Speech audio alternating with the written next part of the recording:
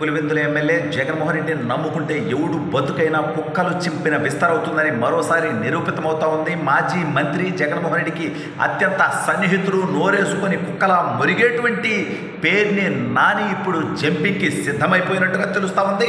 అసలు పేర్ని నాని ఎక్కడున్నాడు, ఎక్కడికి జంప్ అవ్వాలనుకుంటున్నాడు, ఏంట కథ అనేది ఈ వీడియోలో వివరించబోయే ముందుగా ఇప్పటివరకు మన ఛానల్ సబ్స్క్రైబ్ చేయని వాళ్ళు ఖచ్చితంగా సబ్స్క్రైబ్ చేయండి. ఇక విషయానికి వస్తే జగన్మోహన్ రెడ్డికి చాలా సన్నిహితంగా ఉన్నటువంటి వ్యక్తి, మంత్రిగా పనిచేసినటువంటి వ్యక్తి, గత ఎన్నికల్లో పోటీ చేయకుండా తప్పుకున్నటువంటి వ్యక్తి. ఇతను చేసినటువంటి పనితో జగన్మోహన్ రెడ్డి భారీ షాక్కు గురయ్యాడు.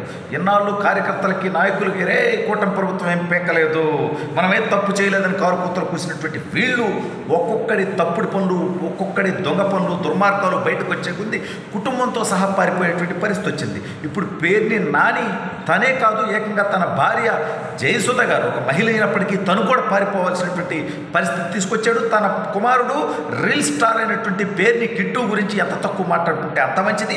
అయితే ఇప్పుడు పేర్ని నాని భార్య ఎందుకు అరెస్ట్ అవుతుంది అంటే, ఆవిడ గారి పేరు మీద గోడౌను, ఆ గోడౌన్లో ప్రభుత్వం ఏదైతే రేషన్ బియ్యం ఇస్తుందో ఆ బియ్యం ఆ గోడౌన్లో స్టాక్ ఉంటే అక్కడి నుంచి కోట్లాది రూపాయల బియ్యం మాయమవటం.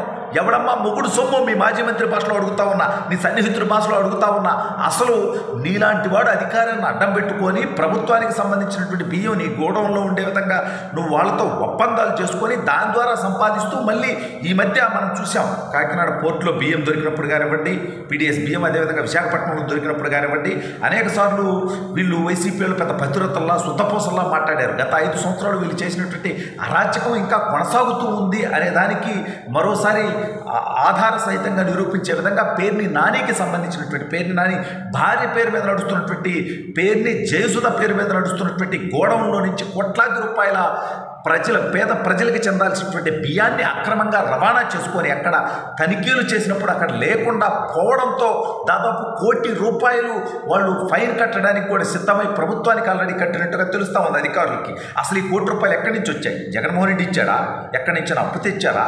ఎక్కడన్నా దోచుకున్న డబ్బా, బ్లాక్ మనీ అయింది? దీని అందరికీ ఐటీ రిటర్న్స్ ఉన్నాయా? పేరుని నాని కానీ, పేరుని గిట్టు కానీ, పేరుని జయసుధ కానీ వీటిని అధికారికంగా వారి అకౌంట్స్లో చూపిస్తున్నారా 1 కోటి రూపాయలని? అసలు ఏ తప్పు చేయనప్పుడు పేర్ని నాని, పేర్ని కిట్టు, పేర్ని జయసుధ ముగ్గురు కూడా ఎందుకు పారిపోవాల్సి వచ్చింది? అసలు ఇదంతా ఇటుంచితే ఇక జగన్మోహన్ రెడ్డితో నడిస్తే, అంటే మనం చూసాం ఇటీవల జగన్మోహన్ రెడ్డితో ప్రయాణం చేసినటువంటి పాపానికి మోహన్ బాబు బతుకు కుక్కలు చెప్పిన విస్తరైపోయింది. జస్ట్ ఒక్కసారి చెయ్యూపిందానికి ఆ పార్టీ అభ్యర్థికి అనుకూలంగా, వైసీపీకి కాదు పాపం, అల్లు అర్జున్ గారు జగన్మోహన్ రెడ్డి గాలి సోకి పాపం అతను కూడా ఒకరోజు జైల్లో ఉన్నాడు. సరే, ఆ విషయంలో అతను తప్పేం లేదు, అతన్నే మనం నిందించట్లేదు. కానీ బట్ జగన్మోహన్ రెడ్డి అనేటువంటి వ్యక్తితో ఏ రకమైనటువంటి బంధం ఉన్నా సరే వాళ్ళ బతుకులు జైలు పాలవుతాయి అనడానికి లేటెస్ట్ ఉదాహరణలు మోహన్ బాబు గారు కానివ్వండి, అదేవిధంగా అల్లు అర్జున్ గారు కానివ్వండి. అయితే ఇప్పుడు పేర్ని నాని జగన్మోహన్ రెడ్డికి సన్నిహితంగా వెలుగుతూ గత ఎన్నికల్లో ఓడిపోతానని ముందే తెలిసి ఎన్నికల్లో పోటీ చేయకుండా పారిపోయి తన కొడుకును పోటీ చేపించి బలి చేసినటువంటి దౌర్భాగ్యమైనటువంటి వ్యక్తి. పవన్ కళ్యాణ్ గారి గురించి అనేక సార్లు కారుకూతలు కూస్తూ మేము కాపు నా కొడుకులు తిట్టుకుంటామని చెప్పి బూతులు తిట్టినటువంటి దౌర్భాగ్యం మంత్రిగా ఉంది.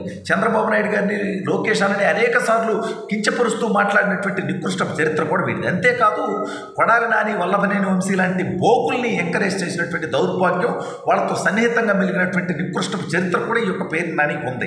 అయితే వీడి బతికేంటనేది, వీడి దొంగ బతికేందనేది, వీడి దోపిడీ బతికేందనేది, పేద ప్రజలకు చెందాల్సినటువంటి బియ్యాన్ని వీడు దోచుకుంటున్నాడు అనేది బయటకు వచ్చేసిన తర్వాత ఫ్యామిలీ అంతా కూడా పారిపోయి ఇవాళ భార్యతో, కొడుకుతో నువ్వు కలిసి ఈ రాష్ట్రం నుంచి పారిపోయి ఎక్కడో దాక్కునేటువంటి బతుక్కి నువ్వా 2 రోజులు మీడియా ముందు పెద్ద లెక్చర్లు ఇచ్చి, పెద్ద డైలాగులు చెప్పి, పెద్ద స్పీచ్లు ఇచ్చి, కారు కూతలు కూసి నువ్వా ఇవాళ పారిపోయి దాక్కున్నావు.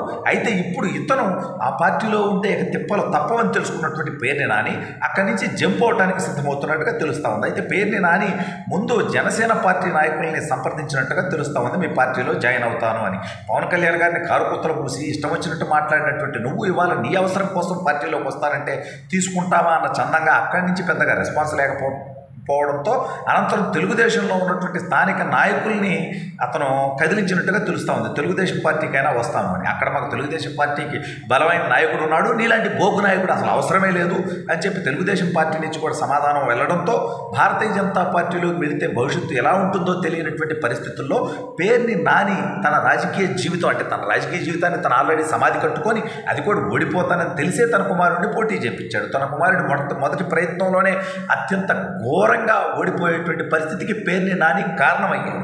ఇప్పుడు ఆ కొడుకును ఒక్కసారైనా గెలిపించాలనేటువంటి తుత్తరతో ఆ కొడుకు రాజకీయ భవిష్యత్తు కోసం ఏ పార్టీలోకైనా చేరడానికి సిద్ధం. ఇక వైఎస్ఆర్ కాంగ్రెస్ పార్టీ వచ్చే ఎన్నికల నాటికి ఉండేటువంటి పరిస్థితి లేదు. ఆ పార్టీ వాళ్ళు చేసినటువంటి అరాచకాలు గత 6 నెలల్లో మనం చూసాం, ఎన్నో చూసాం. ముంబై నటి జత్వానీ దగ్గర నుంచి, బియ్యం అక్రమ రవాణా దగ్గర నుంచి ఈ రాష్ట్రంలో అనేక మందిని వేధించినటువంటి దోపిడీలు, దుర్మార్గాలు, అరాచకాలు ఒక్కొక్కటిగా బయటకు వస్తున్నటువంటి విషయం మనందరం చూస్తూ ఉన్నాం. రాబోయే రోజుల్లో ఇలాంటి మరిన్ని బయటకు వస్తాయి. కాబట్టి వచ్చే ఎన్నికల నాటికి వైఎస్ఆర్ కాంగ్రెస్ పార్టీ ఉండదు అనేటువంటి నమ్మకంతో ఉన్నటువంటి పేర్ని నాని పార్టీ నుంచి జంప్ అవడానికి సిద్ధమవుతున్నాడు. అయితే ఏ పార్టీ కూడా ఇతని చరిత్ర చూసుకున్నటువంటి ఏ పార్టీ కూడా ఇతన్ని జాయిన్ చేసుకోవటానికి సిద్ధంగా లేకపోవడంతో ఏం చెయ్యాలి అనేటువంటి పరిస్థితిలో పేర్ని నాని ఉన్నట్టుగా తెలుస్తూ ఉంది.